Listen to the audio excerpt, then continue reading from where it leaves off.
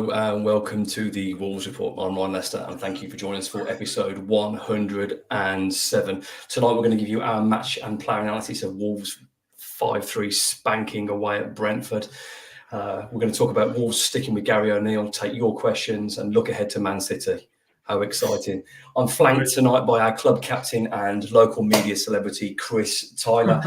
Gentlemen, it's straight to business. Nocky, you were there on Saturday.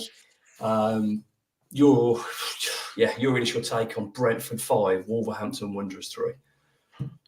I think it's up there with one of my worst away days because of just the way we lost, the way that we just didn't turn up. I mean, we got there, and I said on the podcast last week I thought we'd lose, but then when I turned up at the ground, I had that little tingle down the spine where you think I've got a bit of a sneak here. I think we can get something. And you're looking at their lineup and you're thinking they don't look great. They've lost Tony, they've lost Wissa, and as we keep being told, when you lose your two best players, you can't compete at this level. So yeah. I fancied us, I really did. And there was a moment when they were warming up and they came right in front of the Wolves supporters and they put cones just in front of where we were. And there was this huge roar from the Wolves fans and the players looked and they reacted to it and they looked like they were up for it. And then we kicked off and it all went downhill from there. It was just horrendous. I mean, we seemed to be terrified that they were going to score early. So we tried to keep the ball as high in the air as we could for the first minute. And then we managed to give it away. Left them completely free on the right-hand side, and for some reason, I don't know why Nathan Collins was in the penalty area, but he's completely free, 6 yards out, no defenders around him, and he nods in, and you're chasing the game, aren't you? And then we get ourselves back into it with, a good move, really, a good bit of football, especially with Forbes and Smido, and a good ball in, a good finish by Cunha.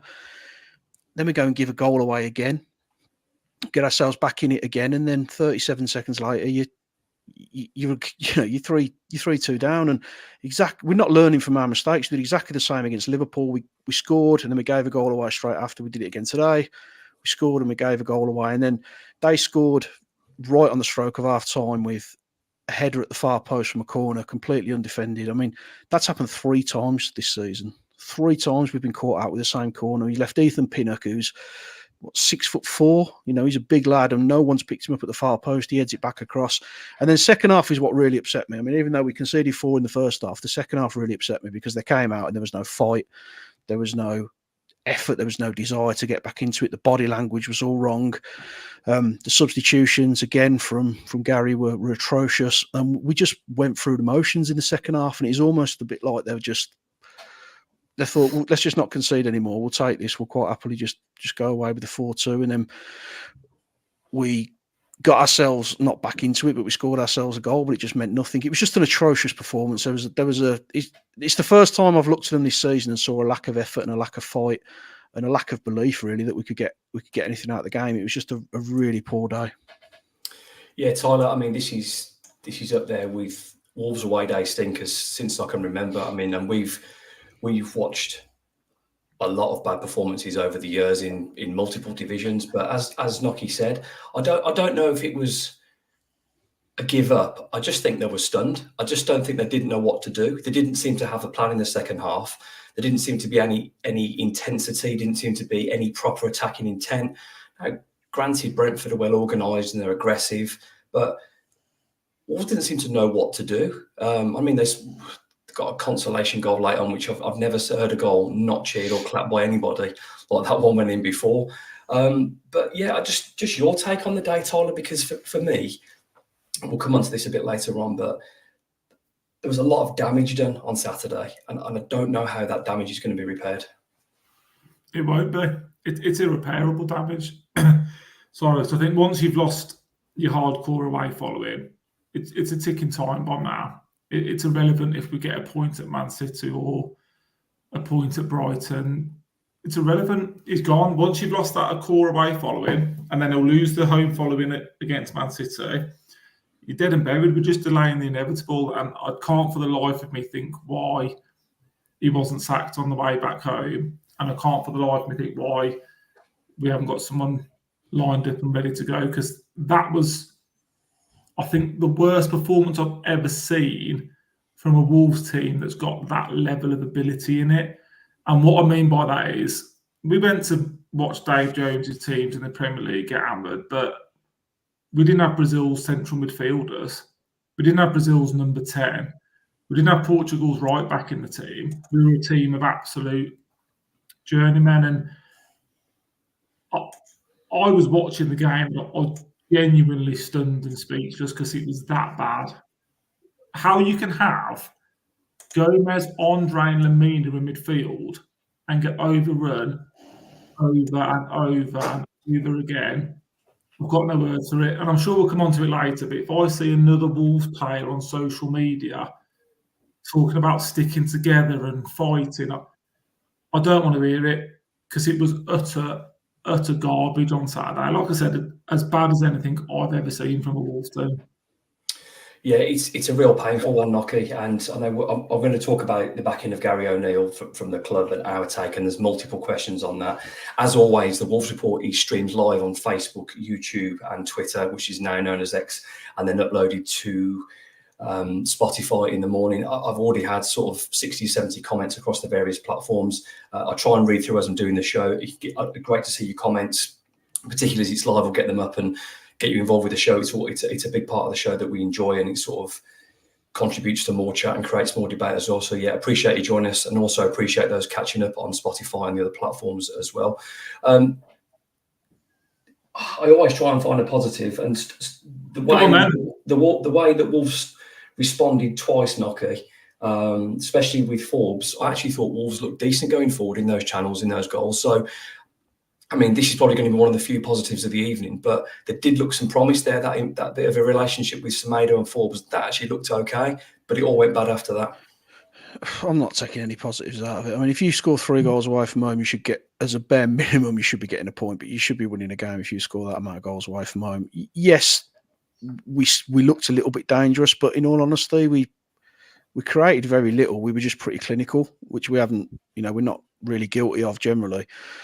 But I thought that was because Brentford were appalling. I don't think they're a very good side at all. I think defensively, they're very lumbering. They've not got a lot of pace in there. It's easy to get behind them. Their midfield is okay, but it's not on our level, man for man on paper. And up front, they've lost Wissa and they've lost Tony, and I don't think they've got much of a threat up there. So other than Mbeumo, there's not a lot that you should be really concerned about against a team. So what does that say about us then? And that's a concern, isn't it? I mean, I would say without those 2 players, they're probably just above a championship team, and they've comfortably dispatched us because of the way we play. But it's not because they were good. I mean, yeah, they've scored 5 goals. You can't argue if you hit 5 in the Premier League and win. But look at the space we gave them between midfield and defence. Look at the space they had to play into. And all they were doing, they weren't doing anything clever. They were knocking the ball around the back. They were just playing it around the back. We'd eventually get bored and overcommit. 1 ball through midfield, and they completely split us in half. And they were off, and they were on our back line.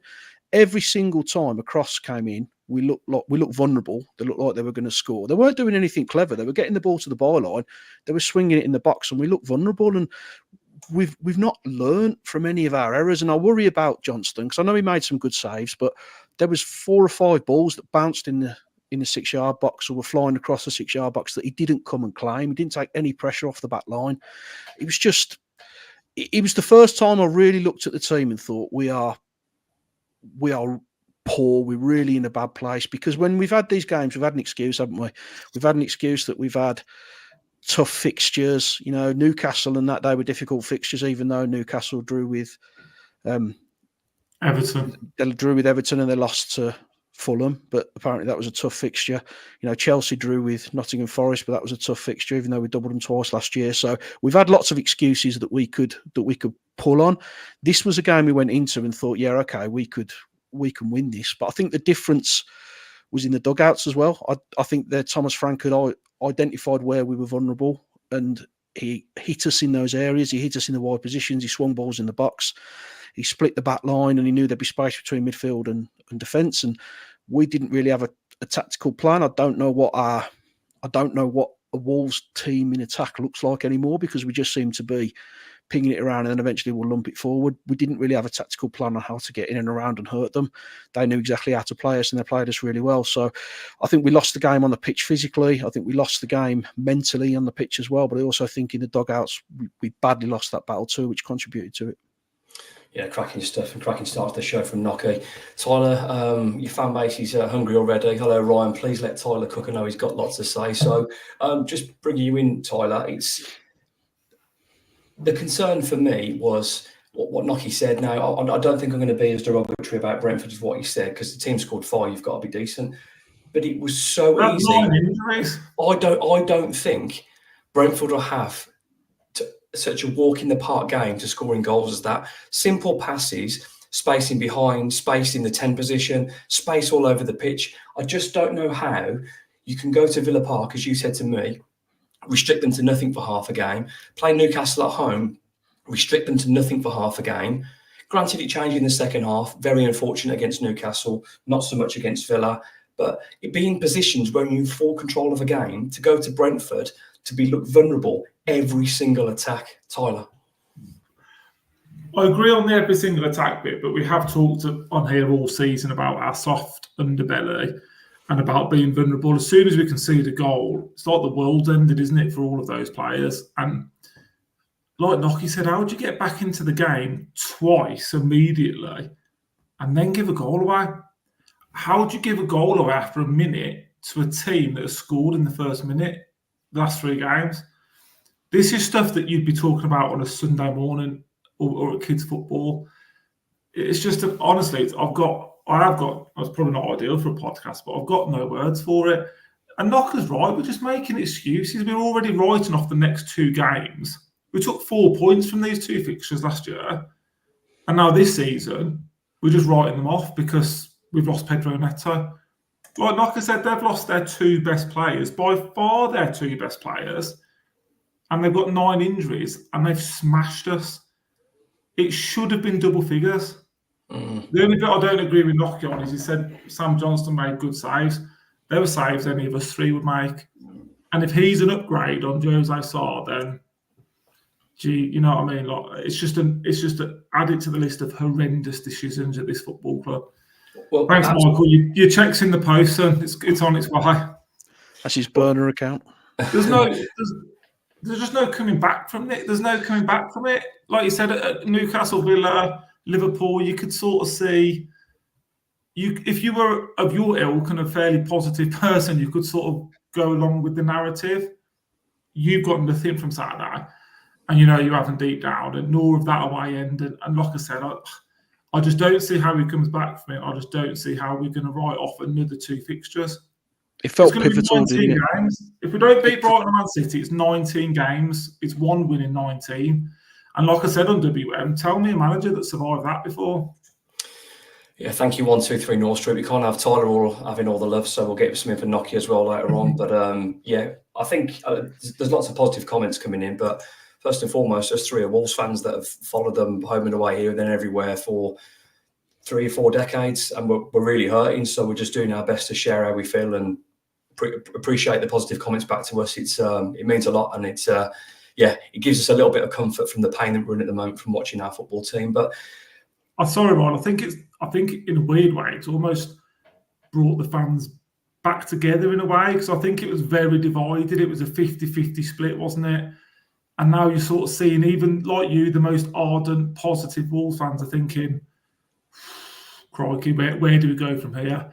And that's, that's why it hurts so much, because you've got people that are, I know, I'm struggling a bit here, to be honest. The candle's about to blow out, Ryan. I can't afford electric. Close your coffin, son. Get yourself off the bed. With the new ticket prices, I can't afford gas and electric, so something's got to give. But you are right. The reason is because it hurts, but I'm seeing Wolves fans now, they're pretty much all on the same page. I'm not seeing too much support for him.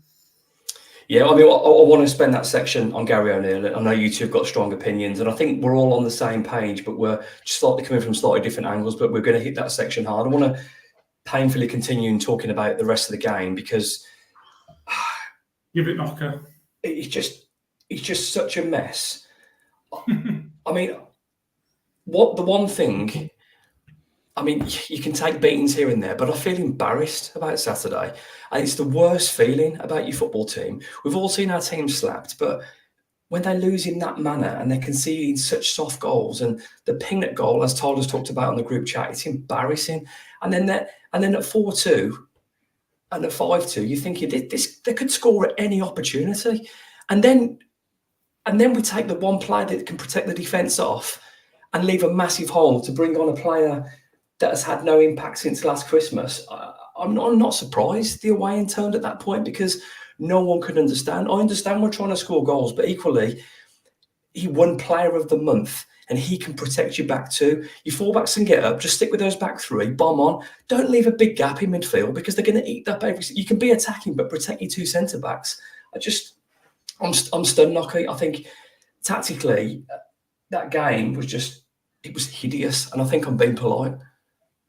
He just didn't know how to fix it, did he? I mean, you're going to take Andre off. I genuinely don't understand why, when they're coming through us the way they are. Lemina was having an absolute stinker. He gave away a penalty and he gave away another goal. He gave away a goal the week before as well. And you've left him on the pitch and you've took off Andre, who's our best midfielder at the moment. It just didn't make any sense to me at all. It's almost like he's got to get Hwang on the pitch. He needs to get him on the pitch somehow, but nothing changes tactically. We don't get any better with these substitutions. Hwang doesn't affect the game. We just swap. We'll stick you over there, go and have a little run up and down and see if you can do anything. There's no tactical nous to it. How many times this season have we been winning at half time and you've seen the opposition manager make a positive change? Villa did it, Newcastle did it. Yeah, Villa and Newcastle, prime examples. I think Chelsea as well. But they've got better players than us, I agree with that. But it's not about bringing the players in. It's about changing the system, finding out where you're getting affected and stopping that from happening. If you need to double up on the winger, if you need to go a little bit more solid in midfield, however you need to do it, you make those little tweaks. I don't see that from O'Neill. He doesn't have an idea how to do it. I mean, we came out 2 goals down, but we didn't look like we were ever going to get back in the game. There was no blood and thunder. There was no trying to push him on the back foot. I don't know if you watched the Brighton game yesterday. They were 2 down at half-time against a very good Spurs side who were dominant. They tweak things, they tighten things up, they made a couple of tactical changes to go and win the game. Now, I'm not saying Wolves are good enough to go and turn that around, but you expect a little bit of fight, a little bit of passion, and we've not seen it all season. I mean, if you look at the lad at Chelsea, Madueke, who slaughtered Wolverhampton, you're expecting someone to maybe leave a little bit on him, or give it a little bit physical, or give him something to get the fans going, but instead we let him score 3 goals past us in like a 14-minute period or whatever it was. It's the same like we've let Nathan Collins score against us. We're not there mentally. I don't think this team has got the bottle to stay in the division. I think it feels like a team of cowards. It just feels like a team that haven't got the mental fortitude to do it. They just haven't got the cojones, and it's just. It feels like they've already given up. I mean, we saw Lemina crying on the pitch against Liverpool, which Tyler quite rightly raised. You don't want to see that from your captain because it sends out the wrong message. I just don't feel like they believe in themselves. They don't believe in the manager.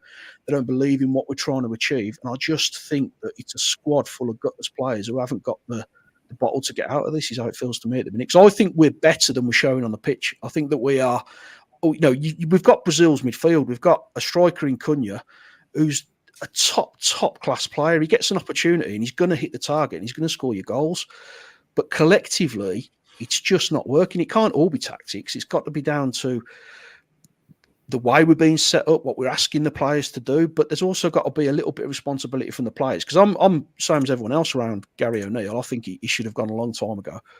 But I think you've got to look at the players as well, because they're folding like a deck of cards every time something goes wrong for them at the minute. And I think Lemina's the wrong choice for captain, even though I was fully behind it.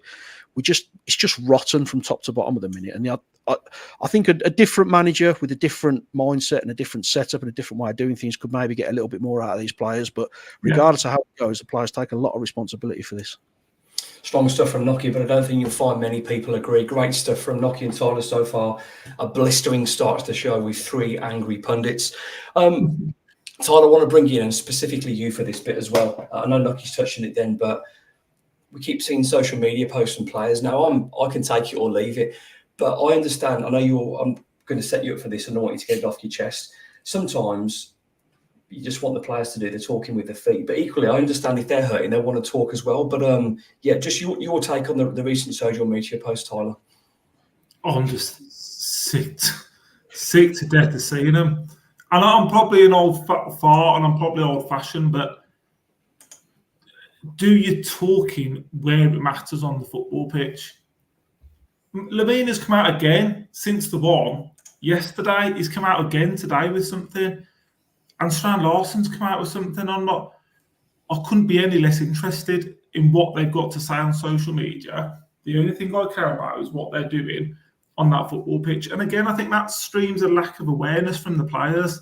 Like Knocker said, that was absolutely gutless on Saturday. We got out-fought and out-battled by a team that aren't better than us on paper. And then we come out and say, oh, we'll keep working hard, we'll try again. It's utter garbage. We worked hard in the Terry Connor and look where that got us. It doesn't matter, it's irrelevant. So the more and more I see, the more and more it winds me up. And on with Knocker, like, it's just a mess, isn't it? The whole club, I think, from top to bottom is a mess. I'm sure we'll come on to it. Sacking the set-piece coach, messy. The team's messy. The hierarchy's messy. The summer window's messy. You could go back on so many decisions that they've made, but to answer your question, yeah, if I see another social media post, my phone's going out the window because I've just had enough of it. It'll stop you abusing me on WhatsApp then. So hopefully it comes along. Nocky, I think you're in a similar position, and like I said before the show, I'm going to play devil's advocate. I kind of understand that people feel the need to try and talk, but equally, I think at the moment it's going to be rubbing people up the wrong way. Well, you should be fighting. You should be fighting. I don't need to tell me you should be doing it every week. I don't need you to tell me, oh, you're going to keep trying hard. I kind of get the need to people who are, if they're hurting and they're talking, I kind of understand. But I also do think it's winding people up as well. Yeah, I don't want to see it. I mean, when you see a message like together, and they're all seem to be saying together, we are together. I've been to every defeat we've had this season, home and away, and the fans have stayed with them. Against Brentford, they were singing at 1-0 down, they were singing at 2-1 down, they were singing at 3-2 down. They were backing the team. It's only when they brought the substitution on that it started getting a little bit nasty in there, but they were still singing, they were still backing the side. We've been with them, we've been together, but there's only so much as supporters we can do. When the team is swanning around the pitch at 4-2 down, not putting in the application, not seeming to fight for the shirt, not seeming to want to do something to get people going, then you can't then come out and say, well, we need to be all together, because we're doing our bit in essence. I want to see them do their talking on the pitch. I don't want to see them talking about how we're gonna get things right. We're gonna make, we're gonna do this. We're gonna stop making excuses. It's all just absolute crap. Go on the pitch and show us your application there. Show us you're together there. Show us the work rate. Show us everything you're going to give us on that pitch. But don't come and talk about it, because it's just frustrating. It's unnecessary. I don't mind them. Social media. Everyone's entitled to have social media, but there just needs to be a little bit of reality about what they're trying to do at the moment. I just don't think they've got the balance right between the frustrations of the fans towards the board and towards Jeff Shea, Matt Hobbs, and where it is towards the players at the moment. And what they don't want to do is start sending out messages that could potentially turn the fans against some of the players, which is definitely not what we want to see. I don't think there's any fans who are against any players. We've all got preferences of who we think should be playing, and we're roughly on the same page. What does antagonise fans is when you continue to pick certain players and they seem to be the first one off the rank, as Tyler says, again and again and again, when they've had no impact on any game whatsoever. They're not taking a man on, they're not touching the ball, and they're not getting any shots off. I just don't understand that. And to take that person off for your best defensive midfielder, leave him on, protect the two centre-backs, let the full-backs get on. At least then there's not a great big pocket of hole they can walk through, which they did for the next half hour. It didn't make any sense to me whatsoever. And that away end, I don't recall an away end going like that for a long time. I mean, it was the reaction to the substitution, and I could understand, and I was angry as well, and I'm sure you were. And there was people going, people just didn't know. They were like, I don't understand what's happened now. I understand you want to be more attacking, but by taking off the one player that protects your defence, well, supposedly protects your defence. I'm not going to call him out because I think he's been great. Well, other than Saturday, I think he's been great for us. But that away, it just felt pivotal, didn't it? The whole day, It felt like a really pivotal day. It felt like the day that the supporters collectively realised how deep in the brown stuff we actually are, because there was always this kind of illusion sold to us by everyone at the club that we get these 10 fixtures out of the way, we're going to be okay then. And we've come up against a side that we beat 4-1 last season. They had a better squad at that point, and they've come and stuck 5 past us, and we've realised that are the players not quite as good as we think they are? Is it not clicking? But whichever way you look at it, I think it's the time the fans actually realise that this is going to be a really bad season for us, and that's going to create a little bit of division. And there was some fighting in amongst the Wolves supporters around me because of some of the chants and because of some of the comments that were being made. And it went back to when we got relegated to League One. That's what it felt like, and the fans were at odds with each other, and then we were divided from the club, and it was a horrible time. And I really don't want to go back to that sort of feeling, but you kind of can't see it going any other way at the moment. Now that it's started, it's a massive ask to get everyone back on side again. Yeah, it's a real tough one, Tyler. Saturday was a really painful day, and whether you were there or not, whoever's there or not, it still hurts to see your team and read the things that are being said, and the fans there and the disbelief. But just moving on to the chants that then spread from "you don't know what you're doing" to regards Jeff Shea and Fosun. Now, I know Nocky said it was causing some infighting on the stands, but when you've got, I don't know, about 1,500 people in the away end losing their mind in unison. I mean, these two now are sending messages to each other, by the way. That's why they're giggling. All right. And honestly, you try and have a serious show with people in pain, and these two are acting like kids in the background. And what I'll do is I'm going to copy and paste and put them on for everyone to see what a pair of idiots you are. Tyler, the anti-Fosun and the anti-Jeff chants, too much too soon, justified, or somewhere in the middle?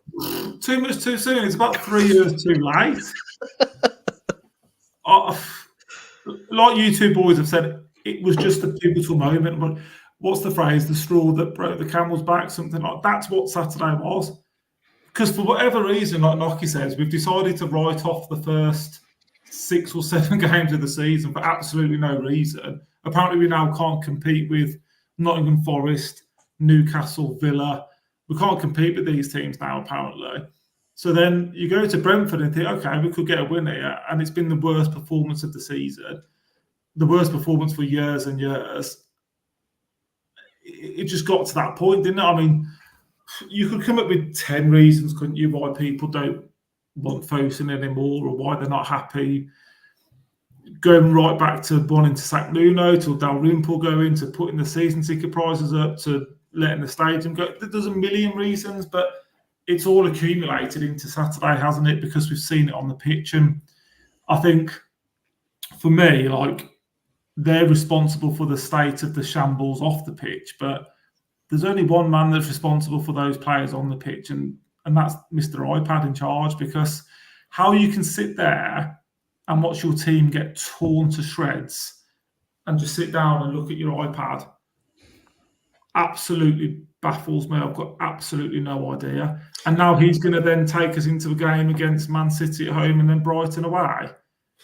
Yeah, just like I said at the start, we are just denying the inevitable, and it's pointless. I know it's not everyone's personality, but at that point, I want my manager on the sideline, not losing his mind, but I want him going nuts. I want anger, aggression. I want him pulling players in and balling and pointing and but to sit and do nothing. Now, Gary O'Neill has forgotten more about football than I'll ever know, so I'm not going to question him in depth. But the difference is, why are you saying that though? Let me finish. The difference is having an in-depth knowledge of football is one thing. Being able to project that onto the team and what you want to do is something else. Go on, Nocco. That's what I'm trying to say. Get people to buy into you as well.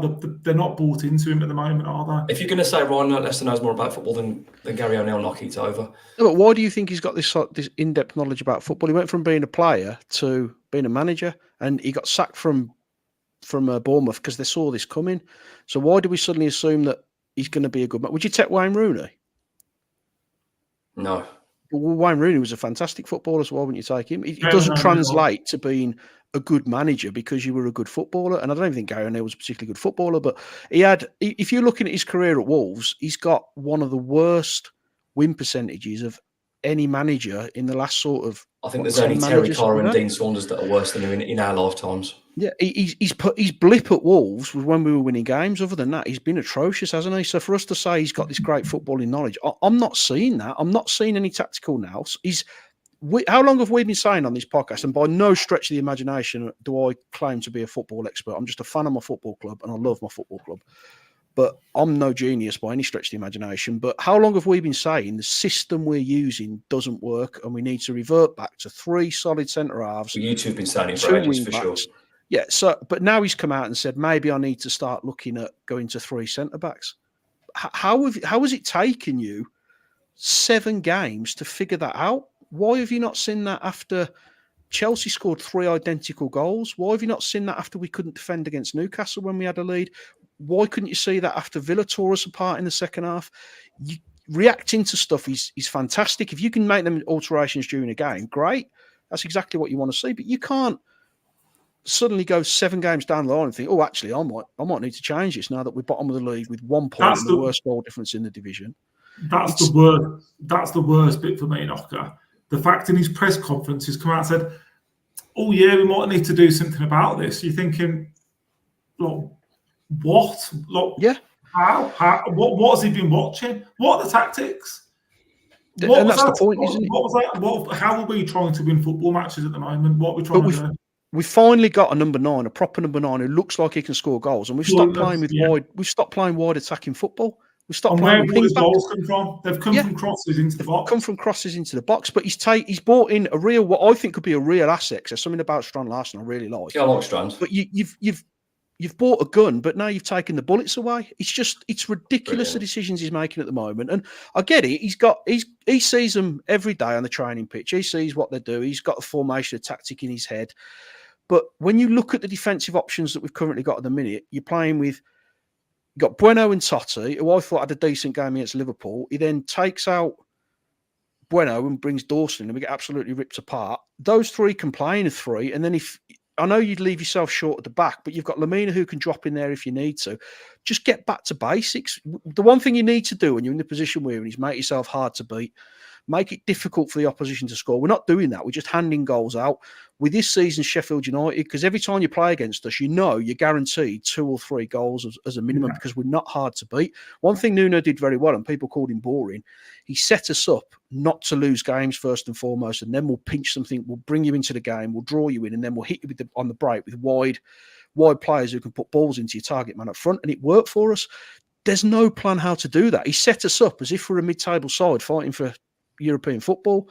We're not. We're so wide open, and surely anyone with even a basic knowledge of football can see that the systems that we're putting in place at the moment is never going to work with the personnel that we've got. The press is wrong. We're running around like headless chickens. There's no solid vision. And we spoke about an identity at Wolves. You can see how Brentford played. You could see their identity. There was no identity with Wolves at all. So I just don't understand what he's trying to achieve. So I get what you're saying, that he's forgotten a lot about football and all this. I don't see anything in this manager that puts him above either of you two in terms of footballing knowledge. I genuinely don't see that because there's no tactical now sort of awareness. Well, I was expecting some insults tonight, but I wasn't expecting the poor bastard to be with that one, Knocker. Good God. Everyone will be knocking. Honestly, you two have been absolutely smashing it tonight. The comments are absolutely flying in. So, as always, thank you for being part of the show. You'll be pleased to know, especially Tyler, we weren't doing the player ratings tonight because I can't face one of them. One across the board. Spanked 5-3. Very few players. I thought Strand Larsen did okay. Very few players on Saturday did themselves justice. I think they all can do better. They all should be doing better. And I genuinely believe that this set of players, I've not overrated them, but I certainly don't think that's a squad that should be bottom of the Premier League. That is on the manager. That is on the players as well. People have to take responsibility around the club, as well as those above, the custodians that have said they were happy with the centre-back situation, which has turned out to be a joke. As we've let in so many goals, it's absolutely ridiculous. I think we'll move away from the game. I think we've gone through that now, and we'll move on to the highlight of the show, and we'll talk about Gary O'Neill. Can we just do a quiz or something instead? The club were reasonably quick to come out via John Percy and state that the club were backing Gary O'Neill. They were going to stick with him through this difficult patch. Now, this difficult patch continues with Man City at home, and then Brighton away, and then a home game against Crystal Palace. I think us three are on slightly different pages, but we'll share with the group, as that's what we're here to do. I know you two are very much Gary O'Neill out. I think after Saturday he deserves sacking. My only concern is the time, and this is a good open debate, and I've been looking forward to this, Tyler. I'm not sure putting a new manager in against Man City and Brighton to potentially have your steam taken out. Yes, I know you're going to say we got 4 points out of those games last year, and you're absolutely bang on. I think it's a really difficult start to offer any manager, but is that a justification for keeping him? I don't think no, but yeah, your take on this, Tyler. I agree it is, but imagine Molineux against Man City at home with a new manager in the dugout compared to the back of what we've just seen at Brentford with Gary there. It just gives everybody a lift and a bit of a bounce, and a new manager could come in, lose those 2 games, and nobody's going to have any qualms about it whatsoever because it was almost expected to. Gary's coming in with these 2 games, I think, ultimately to save his job. Now, even if you look further ahead than that, you've then got Palace and Southampton at home. Those games could be disgusting among you. It could be horrendous. The pressure on that game. Oh, well, look how we did on Saturday with a bit of pressure on us. And Palace, I know they're down there as well, but sort of looking at them, I'm not looking forward to that game in the slightest. So I personally think it was now to make the change because I know players have gone off on international duty, etc. But it's given them 2 weeks just to get used to the place, get used to the club, get used to the surroundings, and start to put those building blocks in. Whereas I think if you give him till after Brighton, what's the point sacking him then? Because then the manager's going to have like 3 or 4 days to get them ready for Palace and Southampton, which are going to be our 2 biggest games of the season. So, yeah, for me, I sort of thought these 2 weeks would have been a good time to do it. The players can't keep hearing the same message over and over again, and we can't keep seeing the same thing over and over again. And it'll be 1 win in 19. And like I said, when you say that out loud, you can't give any justification for him to stay. It's 1 win in half a season. Yeah, there isn't many managers, if any, even a team that's expecting to guarantee that they're a 1 to 10 shot to get relegated aren't doing that. Nocky, your take on the situation of Wolves coming out and saying they're sticking with their man? I still think he's a dead man walking. I kind of think they want to get these 2 out of the way, similar to what you were saying, Ryan. I would have sacked him at half time against Brentford. I would have gone in the dugout and thrown him out then. Tyler stood there. I kind of get the logic because you want to give the manager a decent opportunity, but if it was me, I'd have pulled the trigger. I would have, and I know he might not be everyone's choice, but I'd have gone for a David Moyes if you can get him, if financially we can get him, give him a couple of weeks to work with the players. And then if you do lose the next 2, at least you've maybe got a little bit of a light at the end of the tunnel because you could see him bringing his way of playing into it. The other alternative is they're not going to sack him because they don't want to pay him off for the 4-year contract that he's just signed. Because let's face it, money's not exactly flying around at Molineux at the moment. So it's a real mess. I don't think he's got the capability to keep Wolves in the division. That's my honest opinion. I'm not going to personally insult the guy because I'm sure he's doing the best job that he possibly can.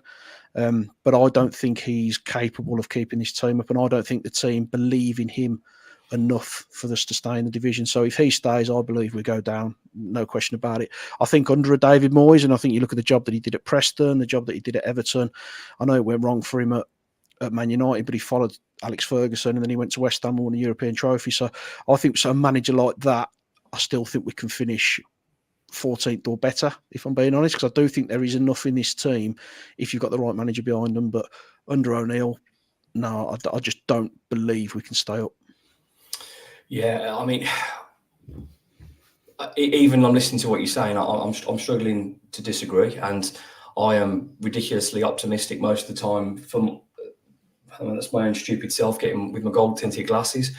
I'm struggling to see where this win is coming from. I think this 5-2, so this 5-3 is not only damaging, but I think that reaction from the fan base is damaging as well. Maybe that's why some of the players are coming out and saying stuff. But Tyler, put yourself in the club's view. What is their thinking for keeping him? Is it? I know people are talking about here. Everyone's just signed like a long-term contract. The payoff for that would be enormous. Granted, Wolves have made a profit, so they could still afford to pay him off because they've made a profit 2 years on the bounce in terms of sales. Do they genuinely believe, or is it what Noki and me are suggesting maybe that they're trying to get things tidied up before the new man does come in? Because no club's going to come out and go, oh, well, he might not be here. You're going to back him, aren't you? If you think he's going to be for the next game, you're going to say, yeah, he's got a full backing. Yeah, I think the only rationale of doing it is, well, I'm struggling to think of one, but can you give someone a 4-year deal in July and then sack them in October? Hobbs and Jeff just look more inept than they do already, but it's quite an achievement. Yeah, but what's the biggest matter here? The biggest matter is that Wolves need to be a Premier League club.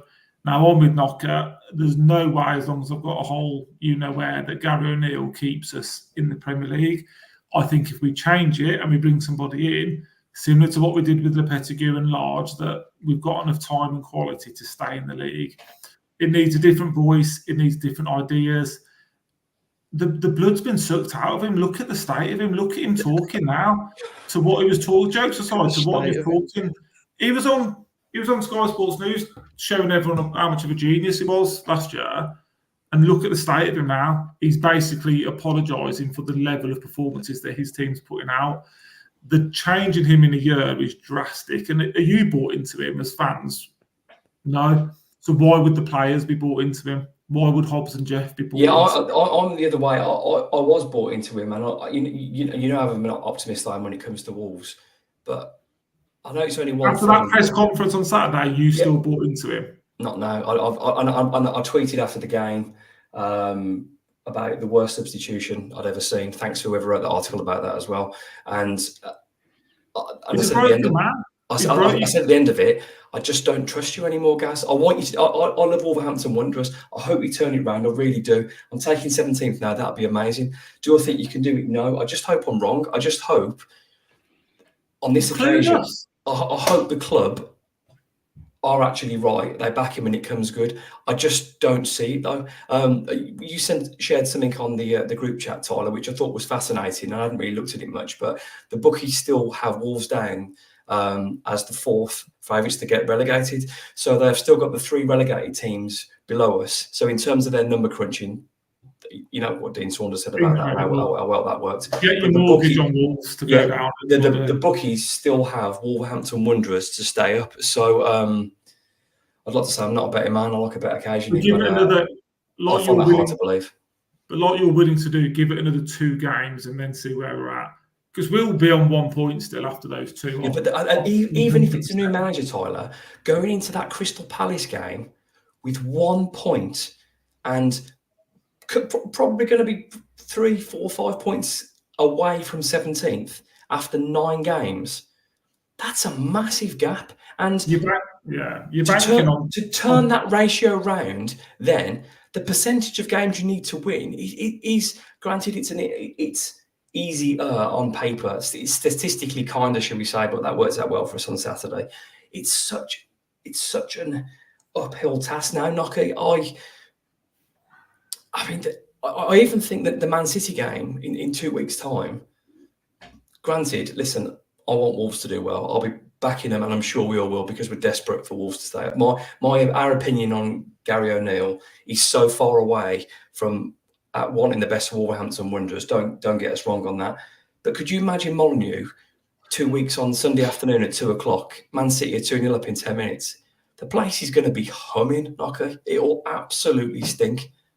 Yeah, and this is one of my things around not waiting for the 2 games. I mean, if we beat Man City, we'll probably still be in the bottom 3 because of our goal difference. And if you're on this stage of the season and you can't get out the bottom 3 with a win, you're in trouble, aren't you? And I'm with Chris. The Man City game frightens the life out of me because I think it's as many as they want because of how we are defensively. And they'll come at us like an absolute train in the first 5-10 minutes trying to get the early goal. And as you say, if they do score early and we capitulate, which let's be honest, we probably will, Molineux's going to turn. It's going to turn in a bad way because when you lose the away fans, it's very hard to lose the away fans because they're a real hardcore, loyal core of supporters. The home fans are a little bit more likely to turn, I'd say.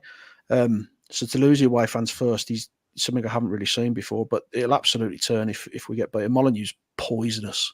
It's poisonous when it turns. It's just a really bad situation to be in at the moment.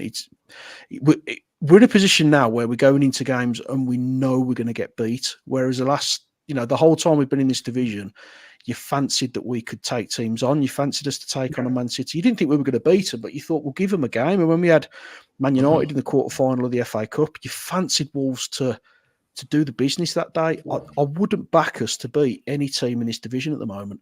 And you shouldn't be going into games with that kind of mentality, but you just can't see a light at the end of the tunnel. And I think that Molyneux is going to feel that. And with the price increase, the game itself has gone on general sale, which when does that ever happen, especially when you're playing one of the big teams? So there's already plenty of frustration around Molyneux. But I think if they're putting a good performance and we still get beat, they'll be okay. But if we fall apart, as I think we probably all anticipate we're going to, then I expect that'll be the game that may take the decision out of Fosun's hand in terms of O'Neill.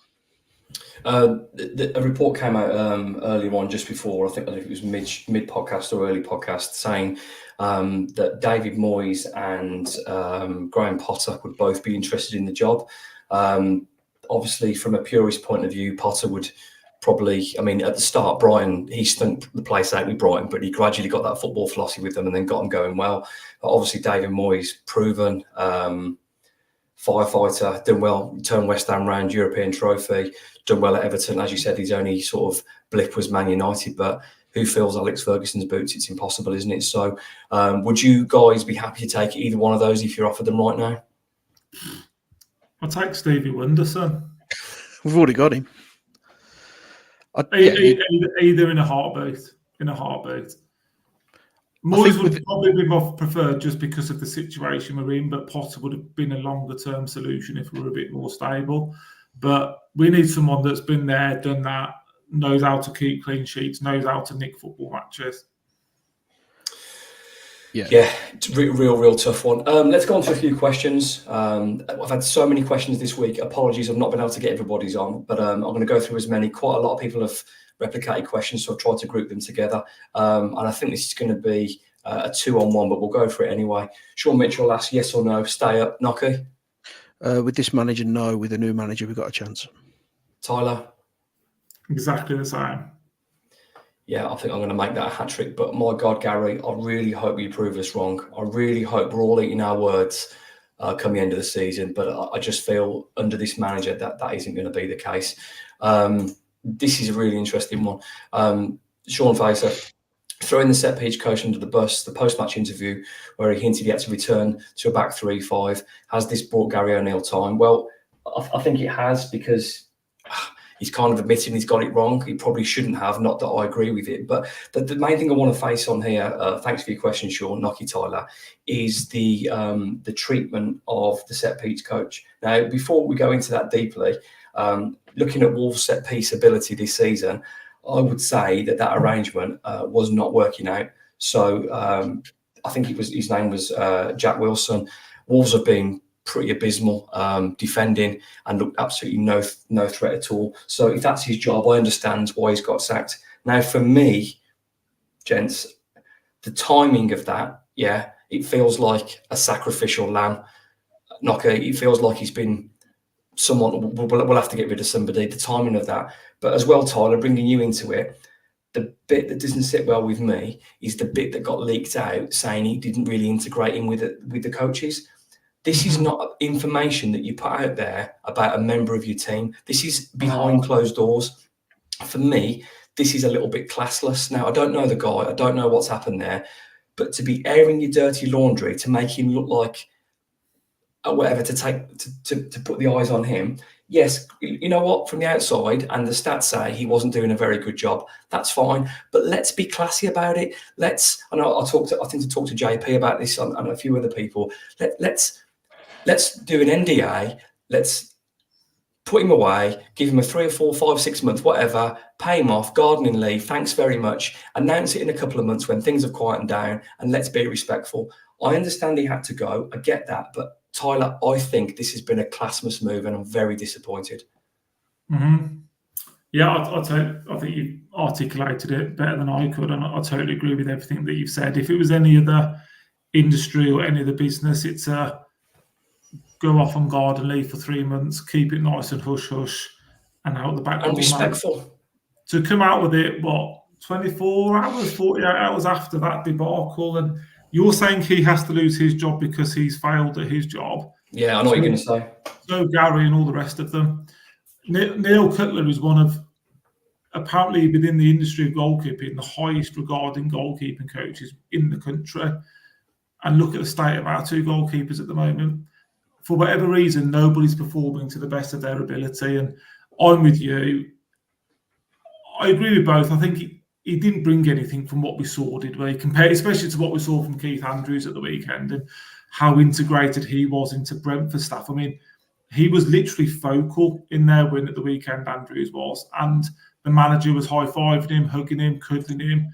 If we've not integrated ours into the setup, that stinks for me. And that stinks on O'Neill again.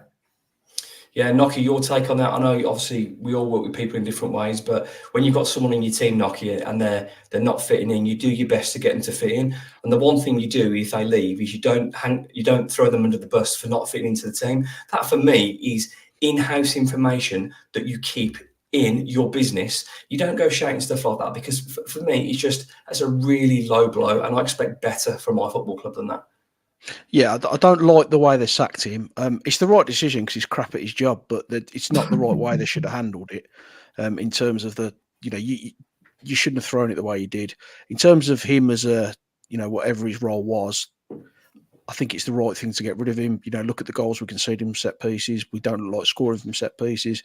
We've conceded the same goal 3 times from a corner. So for me, he was a disaster. But there's a way to handle things where you can keep someone's dignity intact without kind of throwing him under the bus in the way that we have. But the decision itself to get rid of him is absolutely spot on. Yeah, I agree. I mean, look at us from set plays; we're atrocious, and at the other end, we're absolutely no threat whatsoever. So, correct decision. I don't know if it came out in the article, but who's made the decision to sack him? Do we think? Well, it said Gary had spoke to people. There's a shock. Well, but it almost feels like, yeah, someone's. Let's take the heat off us, because basically we've got the tactics wrong, we've got the substitutes wrong, we've got the setup wrong, we've got the transfers wrong, we've got the season ticket right, we've got everything wrong. Right, that new lad, yeah, let's blame him, and let's tell everybody that he didn't fit in as well. Disgusting. But Gary's not. The arrogance of O'Neill, I've had enough of him. I know we've talked about it, but I think he quoted saying, "As nobody takes as much care or has as much attention to detail as me." Wow, that's not proven to be true, is it, Gary? Let's be honest. But he's not a manager; he's a head coach. So as a head coach, you expect him to be out there overseeing these kind of things. So he must have had eyes on the set piece coach and the disaster that was going on. So he's just as much to blame as anybody else. He's responsible for me for every part of the coaching aspect. Is Gary O'Neill? Whether that's the coach, whether that's the set pieces, whether that's how we set up, it's on him. Yeah, agreed. Absolutely. I think we've been over this a bit, but Chris Reed says, with the last half of the season included, how is Gary O'Neill still in charge? And even being really positive, I have no idea, especially after Saturday. I don't know. And I think the boys are unanimous in that. I think he's very, very, I think Gary O'Neill now is in the position where he needs us far more than we need him. So it's going to take something incredible to turn this around. Thank you, Chris. Paul asks, thank you, Paul. Do you trust Hobbs Jeff have a contingency plan list of managers for the inevitable? Now, in this situation, it's my understanding from my limited football knowledge that you would have a shortlist regardless. Even if you're winning the Premier League, the FA Cup, or whatever, you will have a contingency for your manager being poached, 2, your manager being sacked, 3, your manager, you're at the bottom of the league and you need a firefighter. For me, Tyler, that's basic planning. I would expect that. And I say that even from Jeff, I would expect that. I wouldn't trust these 2 to flush the toilet, though. That's the problem. I think the only time... look at when we had it. How many games did we end up having Steve? What was his name? Steve he Davis. Was a PE teacher. Steve Davis in charge for...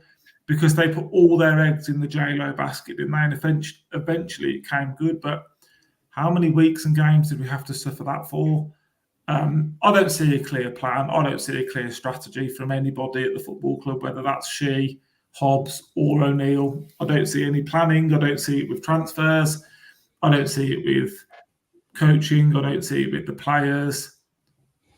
I'd like to think there's a plan there, but I'd be very surprised. I don't want to go back as to what we've done, but I think the best thing for Jeff to do is to pick up the phone to his mate Mendes again and say, I need your help, George. Can you get me out of this mess? And then see what he can come up with. Well, this is a really good point, and I think there's a few good tweets about this. Wolverhampton Wanderers, without George Mendes and Gestifu, are not the same football club. Now, when you get into bed there, you know what's going to happen. Sometimes you're going to do favours, sometimes you're going to get favours. And the first 2 seasons, the promotion season and then the João Moutinho Rui Patricio, it was fantastic. But then it was payback after that. But without that relationship and an agent who has the pull, one of the most biggest pulls in terms of player power, who isn't at a football club in the world, Wolves have struggled. And since that second 7th in the Premier League, Wolves have been on the decline. And you know what? There has been some good signings with that Gestifu, but all Wolves' best work was done working with George Mendes. So it's a good call, Tyler, in terms of maybe transfers, in terms of the manager as well. But come January, you might have no choice. And, you know, Uncle George to the rescue, Nocky, is that something that we're prepared to do? Because ultimately, if Wolverhampton Wanderers get relegated from being valued at 450 million, it probably halves. See, I've got a question for you too, based around that. So, Wolves sack him today. Who's your 3-man shortlist realistically? Because I don't think it's Moyes. I don't think it's Potter. I think it would be Rob Edwards, Frank Lampard, Steven Gerrard, 3 people like that. I don't think we would go for Dean Smith. I don't think we go for the ambition of a Moyes or a Potter because they'd want financial support. I think we'd go for something really cheap and cheerful. So who do you reckon would be? I've got to be honest, Nocky, that's probably the worst thing you've ever said on the podcast. But why did we go for Gary O'Neill? Because he's a yes man and he's cheap. Let's be completely honest. So why would we suddenly switch from that and we're going to? I'm going to return fire with. When Wolves did this before on the cheap end, then they came back with Lopetegui and pumped the money in. So they refused to give him any money and he walked out. But he did the job. They'd already given him the money. So they got what they want out of him and they paid him off because Wolves are a Premier League club. So as far as probably Jeff sees, Wolves weren't because they're a Premier League club. We're now in a situation again, we've taken a gamble. Gary gave us some highlights last year. It's been a long time since we've seen that version of Wolverhampton Wanderers or Gary O'Neill. And now we're in the brown stuff again.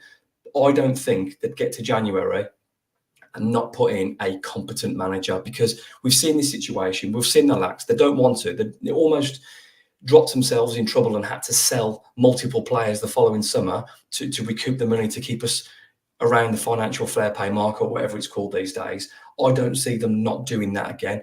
So how many times have they got a managerial appointment right? Once. No. Or Nuno was the right one. So I was thinking post Nuno. No. So you had Walter Zenga, you had Lambert, Nuno, who was obviously the right decision. Bruno Lage, that was turned out. Bruno Lage not fully backed. I think it didn't work though, did it? No, it didn't work. You're talking 1 out of 6 managers, aren't you? Yeah. So history tells. And they wanted tells. to sack Nuno after the Espanyol game in the Europa League because they saw a slight drop off in how we played our football. So history tells us they're probably not going to get it right. And now I'm going to say that.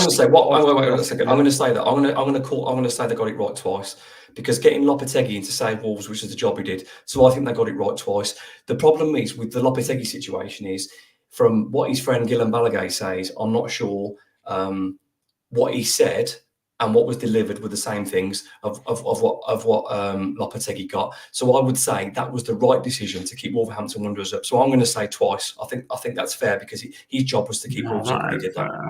So that's 2 out of 7 managers. No, but he had us over a barrel because we knew he'd keep us up, and there was a bunch of underachieving players like we are now. But do you not think Emery, Arteta, Guardiola have got their teams over a barrel? That's what you have to trade off to get a top quality elite football manager. But if you're not going to recruit like a top football club, you're not going to get those managers, are you? which is why we're going to end up with a Frank Lampard Which or is a why, yeah, which is Rob Noki's Edwards. choice. I don't agree. I mean, you know what, Nocky, you have been right more times than I care to admit, and you've slapped down my positivity and fed me a fat slice of reality, and it's probably going to happen again. But I do not see Rob Edwards got booed off. His fans were booing him on Saturday at Luton. You know what, Rob's a good guy. Did some great work with the 21s. He was on hiding to nothing at Luton. I don't think he's a Premier League manager of Wolverhampton Wanderers. Frank Lampard, my God, absolutely no chance. I'd rather Nocky and Tyler in charge. And who was the other one you said? Gerrard. Oh, good God. I mean, Conceição the one that we'd all get excited about, isn't he? Why would he come to Wolves, though? Because any manager that comes to Wolves... Sorry, I missed it. Conceição's the one that would get us excited again, a bit like with Nuno, wouldn't it? He's the one. Okay, then. Well, again, I'm going to fire it back to you. Why would Lopetegui come? Because if you offer him the Premier League, which is the golden ticket, and the money, and some money to spend in January, which Wolves have in the budget, they just don't want to spend it. They've got plenty of money, financial fair play. It's whether they decide to spend it. Conceição could come in. He would have money, and he's a big name, and the Premier League is a big ticket. I don't care. If Wolves came in for him, I don't see him turning it down. So who do you blame for Lopetegui leaving, him or the Fosa? I 4.5 billion% blame Jeff Shea. And that's so my beef there, sorry Tyler, my beef there is with the way it was left until so close to the end of the season. That's why I disrespect Lopetegui. I'm grateful for the work he did. He went after the Celtic game and stayed until there was a new manager. But that's still halfway through pre-season. He still dragged it out, yeah. And whether that was for a payout, I don't know. I don't know. But the fact he was there so long, yeah, that's what disappointed me in him. I respect his achievements because Wolves are in the Premier League because of him and what he did. But we wouldn't be where we are now if he was in charge. And he'd still be in charge if we'd have financially backed him, which is what you seem to think we'll do with a Conceição.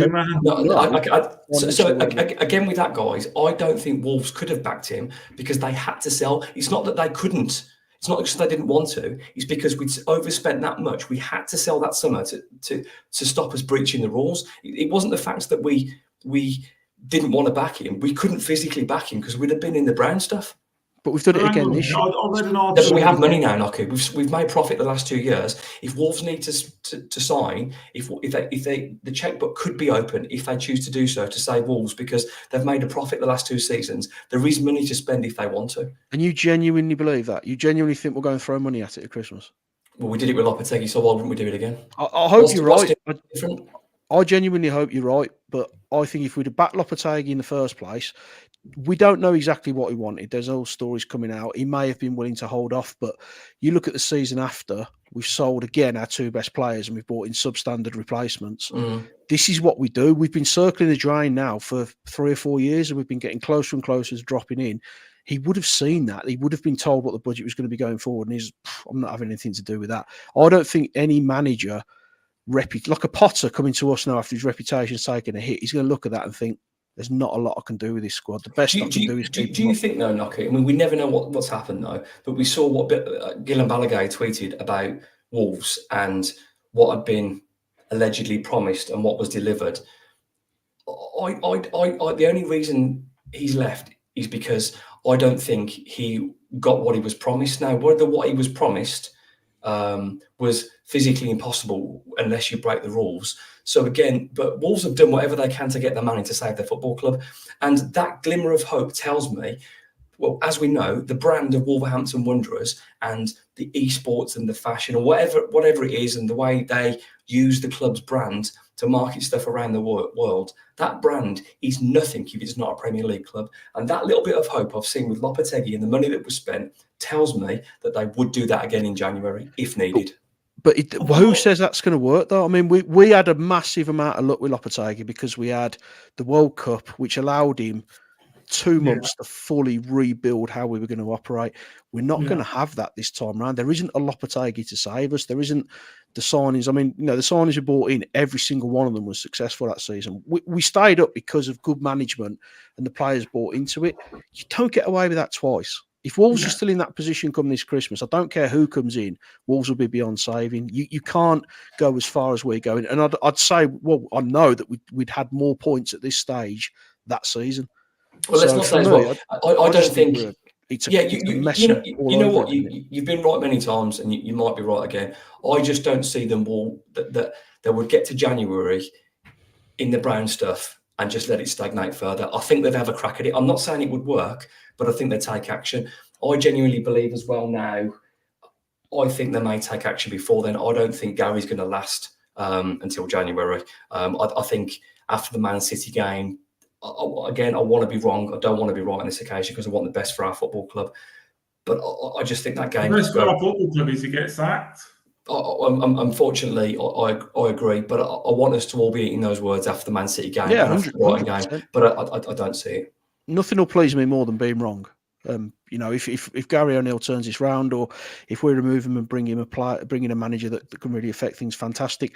I don't think the ambition's there from Fosun. I don't think the knowledge is there from Wolves on how to get out of this again. I think we did it last time, we got lucky. I don't think it's going to be repeated again, and I'm worried about who we would realistically bring in as a replacement. So we might be sacking O'Neill to bring in a substandard replacement, similar to what we've done with the transfers this season. But as I said, I'd absolutely love to be wrong. Absolutely. A week on Sunday afternoon at 2:00 on Sky, Wolverhampton Wanderers are facing Man City. Not a bad side, a couple of decent players. Bit of a challenge for the players of Wolverhampton Wanderers. You talk about going back to 5 at the back, Tyler. I don't see anything but a 5 at the back in that game. For me, it's a 5-3-2. It's batten down the hatches, try and make it ugly, stink the place out, slow the game down. I don't see many teams being able to do that against Man City because of how good they are and how used to they are playing against teams that want to stink the place out. But it's the only way you can go, isn't it? Surely. I think it's irrelevant, whatever you do. What's the point of going 3 at the back? We're still going to concede goals. If anything, Man City, I think, have they conceded in every game or every game but one? So I'd still like to be able to think we can put a bit of a show on. You can go 3 at the back. You're playing your wing backs. Are you then playing 3 centre midfielders, or are you going 3-4-3? I think you have to. I think you have to. So you're going to play Mina, Gomez, and Andre again. I think you've got no choice, mate. I think you have to stink it out and frustrate them. Now, it's a different era and a different time, but Wolves were in the 5-3-2 game, 2-0 at Man City. Granted, different manager, different times, different players. But that's the way. I mean, I think Fulham, I think Crystal Palace, they've done it a couple of times there. That's frustrate them, be horrible. And then they're not afraid to leave you one-on-one with it's a Kanji, whether it's John Stones. And as good as they are, Cunha will have the legs on those. Now, Wolves should be 25-1, probably more than that. But they will give you an opportunity. Now, that they will press and squeeze, and it's very likely that Wolves will lose and lose badly. But in that game, they will give Wolves chances because they do not care about giving up opportunities because they know they've got the firepower to turn it around. I just don't see how you can keep playing the same players week in, week out when you're losing games week in, week out. You know, I'm not saying Tom Doyle's Zinedine Zidane, but he must be sat there thinking, well, am I not getting a game? Sarabia, I know everyone's got their thoughts on him, but he created more chances for us than anybody else last season. Yeah. Can't get on the pitch. Guedes can't get on the pitch. Rodrigo can't get on the pitch. You can't keep churning out the same. I don't understand. The players you mentioned there particularly, I think Sarabia had a bit of a wobble away at Brighton. I agree with you. But regardless of his attitude, he's a creator. Yeah. Would you not be having the same wobble? Oh, sorry, Gary. I was your top creator last season. I've not been on the pitch this season. Yeah, understood. Fair. Yeah. So I don't know. I'd like to give Doyle a run in the team. I think it's only fair he gets a chance. Especially if you're putting 3 in there plus 3 centre halves. I think I'd like to have someone that can keep the ball and pass it a bit. But yeah, I'm not against going 3-5-2, Cunha off, Strand Larson, get Semedo and Aït-Nouri as high as you can, and then I think I think as well, Nocky, judging by the way Gary was, no matter what anyone says about getting the dreaded vote of confidence, he'll be terrified of getting an absolute slapping. And I think Wolves are going to try and stink the place out. Yeah, I mean, I'm kind of leaning towards Tyler's opinion in terms of we could do with freshening it up slightly and maybe bringing in a Tommy Doyle or maybe bring in a Sarabia because he can unpick them. I think he'll go the only 3 centre halves we've got. I think he'll play wing backs. I think he'll play 3 across midfield again. He'll stick with Lamina, Andre, and Gomez because he'll feel like that's the strongest midfield we got. And then Cunha playing just behind Strand Larsen is what I think he'll probably do. We can't go forward to back against these. We'll get absolutely slaughtered. I mean, the only thing you can really try and do is make it horrible, roll round, waste time, stamp on their feet, try and upset them, try and get in their heads, waste as much time as you can, and try and stay in the game for as long as you possibly can. But you're playing one of the best teams in world football, so it's almost damage limitation before we start. Absolutely. We're at that part of the show. We're going to do predictions. There'll be no Wolves report for 2 weeks. We'll podcast again after the Man City game. I'm not sure it'll be any more positive, but who knows? We've been wrong. Can't be any worse. Especially me. Tyler, score prediction against Man City and first scorer, please. I think they'll just come in second gear and beat us 3-0. And I'd go Jeremy Doku. You're going to say Jack Grealish to be spiteful, but I don't mind Jack. Nocky? I'm hoping they'll declare at 4. I do think Wolves will score. Actually, I'll go 4-1, and it will be a Kanji from a corner. I don't do this very often. I don't do this very often, but we'll go Wolves 0, Man City 2. Oh, he's broke. He's finally broken. I've got nothing. You're joking me, aren't you? 1-0 Cunha. Thank you for watching. Before you go, sorry. Who are you all playing in goal? If I could choose, I'd play Sarr in goal. Yeah, but he'll play Johnston. I'll bring so. The thing is, though, now we're at a situation where decisions like that lose faith. It makes the club look silly. It makes Hobbs look silly. It makes the manager look silly. I think the situation with Jose Sarr has been handled badly, and it appears we've paid £10 million for a keeper who isn't an upgrade. I was hoping to get the same standard. I don't think I've got that so far. Again, Sam Johnston proved us wrong, but at the moment, I don't think you're terrible, but I don't think you're better than Jose Sarr. That's fair. Cheers, gentlemen. This has been episode 107 of the Wolves Report. Thank you to media celebrity Chris Tyler and our club captain Mark Knock. See you again in a couple of weeks. Up the Wolves.